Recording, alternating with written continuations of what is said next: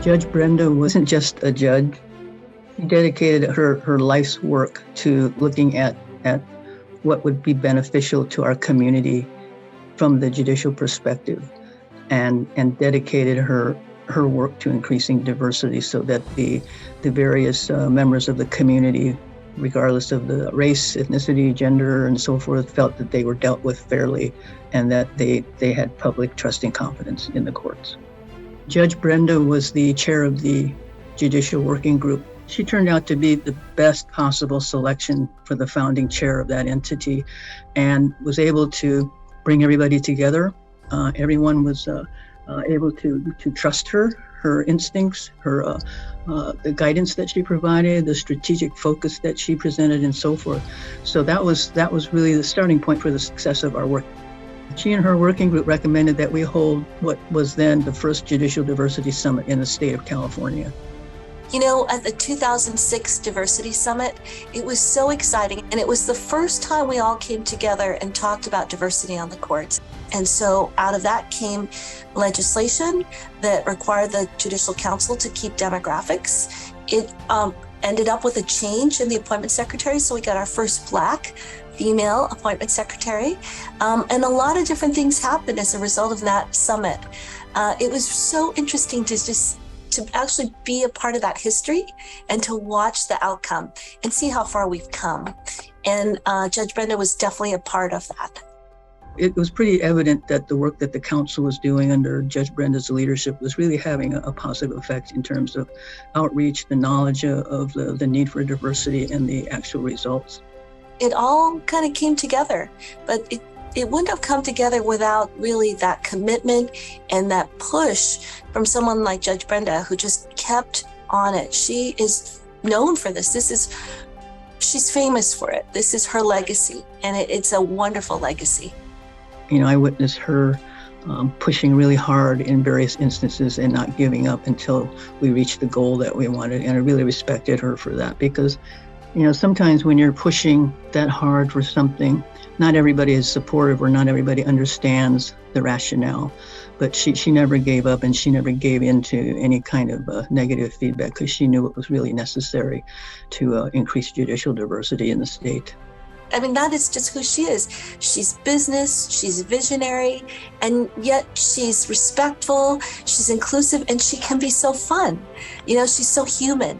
And it makes her this wonderful package of a leader and a friend. We haven't finished our work, and I know she hasn't finished her work. So we look forward to more of her efforts and more successes on her behalf.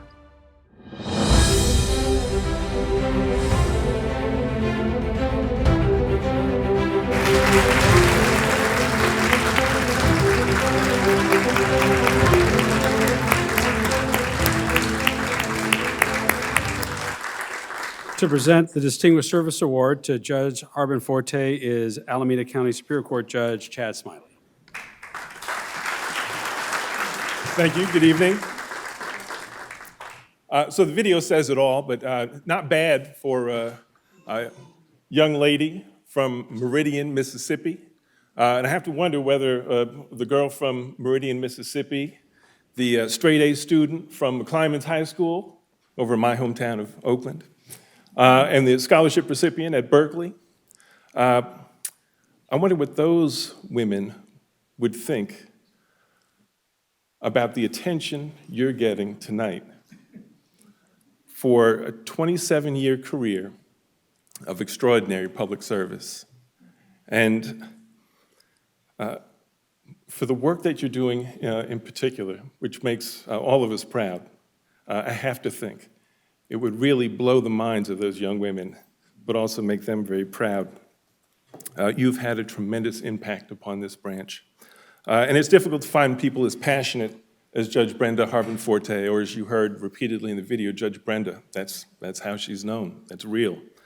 At every phase of her career, and I mean every phase, in law school, she was out there trying to diversify the Berkeley law, the faculty and student body included. At every phase, she's used her position to improve lives. She's tried to advance access to justice. And of course, we know when she's receiving the award today, because she's demanding inclusivity. She's demanding diversity for an institution that is important, that needs it, and that has profited from her work to secure it. Now, I'm not going to repeat what was said so eloquently in the video, because they did a great job. But I will say that I'm a recipient of a lot of the work that brings my colleague to this court today. And I think I can speak on behalf of the many people who, like you, have been mentored by, supported by, guided by Judge Brenda, folks who've been a part of the different affinity and specialty bar associations where she gets a lot of her great work done. And for all of you who've seen her fierce, maybe fearless advocacy behind the scenes at work, I speak for all of you and now the Judicial Council in awarding Judge Brenda the 2022 Distinguished Service Award.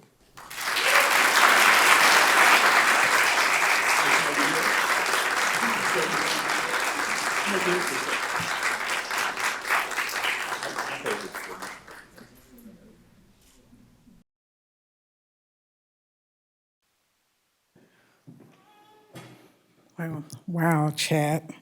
You know, Chad, I knew you would do a great job. I knew you'd blow it out of the park here, hit it out of the park, and you did. I want to thank you for those kind words. I want to say to Chief Justice Kantil Sakauwe, to members of the Judicial Council, other honored guests here, incoming Chief Justice Guerrero.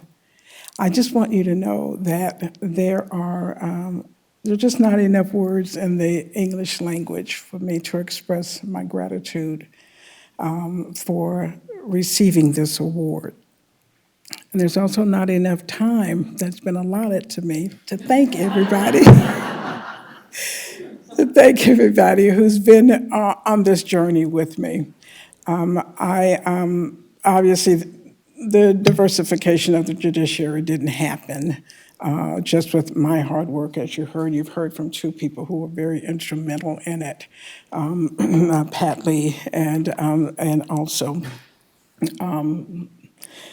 oh God, you see, this is God, Erica Yu.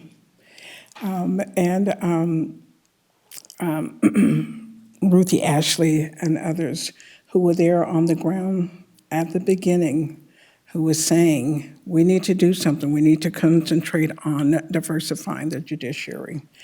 One of the things, one group that I want to thank, though, is my family, particularly my parents, who didn't give up on me, even when I became a parent at 16, when I was still in high school. They still saw that I could do something and be something. So I'm eternally grateful to them for that.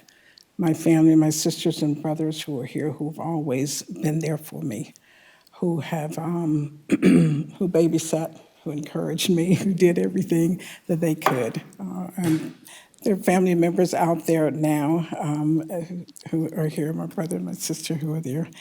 My mentors and friends along the way, and very special people. Napoleon, you'll always be special to me. My friends from law school, all of the people who've just been there for me.